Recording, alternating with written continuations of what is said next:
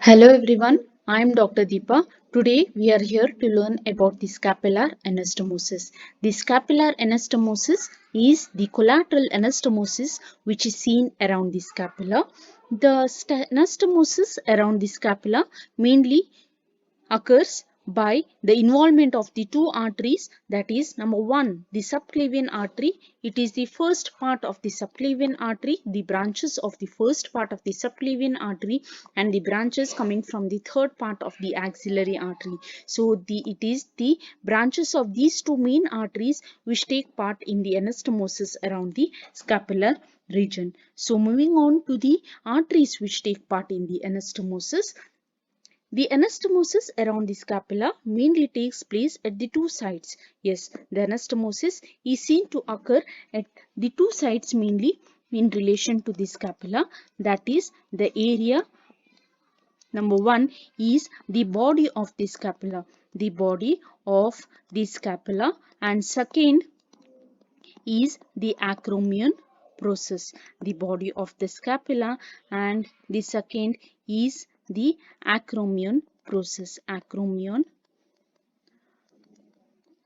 process. So these are the two sides where the anastomosis is seen to occur. So the body of the scapula and the acromion process. When we talk about the body of the scapula, in the body of the scapula, the anastomosis takes place in three fossas, that is the supraspinous fossa, supraspinous fossa, number one.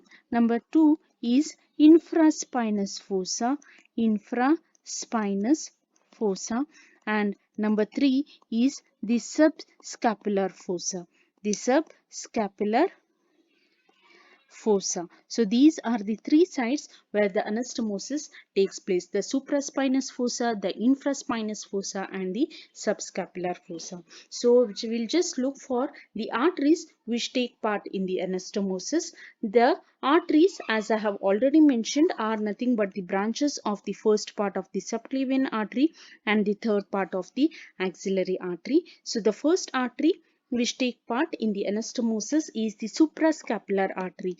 Yes, it is the suprascapular artery. This suprascapular artery is the branch of the thyrocervical trunk. Suprascapular artery, which is the branch of the thyrocervical trunk. Number second is the branch coming from the transverse cervical artery. Transverse cervical artery. So the transverse cervical artery is also the branch coming from the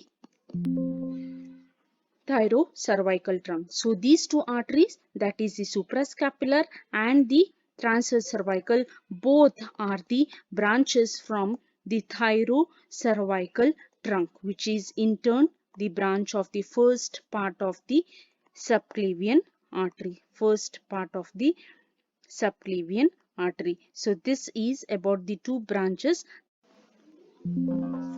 The third artery which take part in the anastomosis is the circumflex scapular artery. The circumflex scapular artery. This circumflex scapular artery is the branch coming from the subscapular artery, which is in turn the branch of the third part of the axillary artery. So these are the three arteries which take part in the anastomosis around the body of the scapula. Around the acromion process, the anastomosis is seen to occur by the three arteries, that is the branch coming from the thoracoacromial artery. Thoracoacromial artery. So this thoracoacromial artery is the branch coming from the second part of the axillary artery. Number second artery taking part is the branch of the suprascapular artery. Branch of the suprascapular artery. And the third is the branch coming from the posterior circumflex humeral artery. Posterior circumflex humeral artery. So the posterior circumflex humeral artery is the branch of the third part of the axillary artery. The suprascapular artery is the branch from the first part of the subclavian artery, whereas the thoracoacromial artery is again the branch from the second part of the axillary artery. So these are the three arteries which make up the anastomosis over the acromion process. So this is the diagrammatical view. As we can see over here, the subclavian artery seen here. So this is the first part of the subclavian artery which continues as the axillary artery in the axilla. So it is the third part of the axillary artery and the first part of the subclavian artery taking part in the anastomosis. As we can see, the anastomosis around the body of the scapula, where the anastomosis is seen to occur by the three arteries, that is the suprascapular artery, the branch from the transverse cervical artery, and the circumflex scapular artery. Here is the suprascapular artery number 1, the deep branch of the transverse cervical artery, and the branch that is the circumflex scapular artery. So these are the three arteries which take part in the anastomosis around the body of the scapula. Second is the anastomosis which is taking place around the acromion process, which again takes place by the three arteries. As I have told, the around the acromion process, the arteries taking part are the branch of the thoracoacromial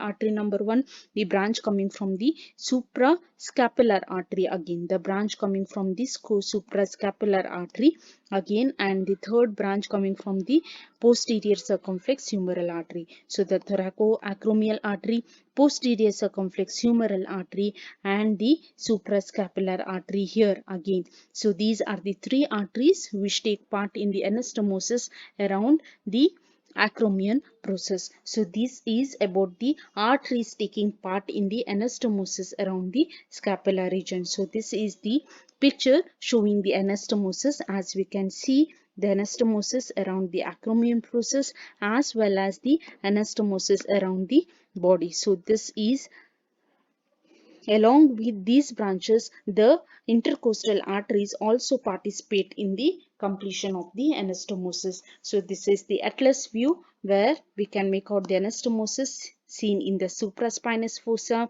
in the infraspinous fossa, as well as the acromion process over here. So that's all about the anastomosis around the scapular region for today. The scapular anastomosis has got a very good clinical importance, as this arterial anastomosis provides the collateral circulation through which the blood can flow to the limb when the distal part of the subclavian artery or the proximal part of the axillary artery is blocked. So this is about the clinical importance of the anastomosis around the scapular area. So thank you so much.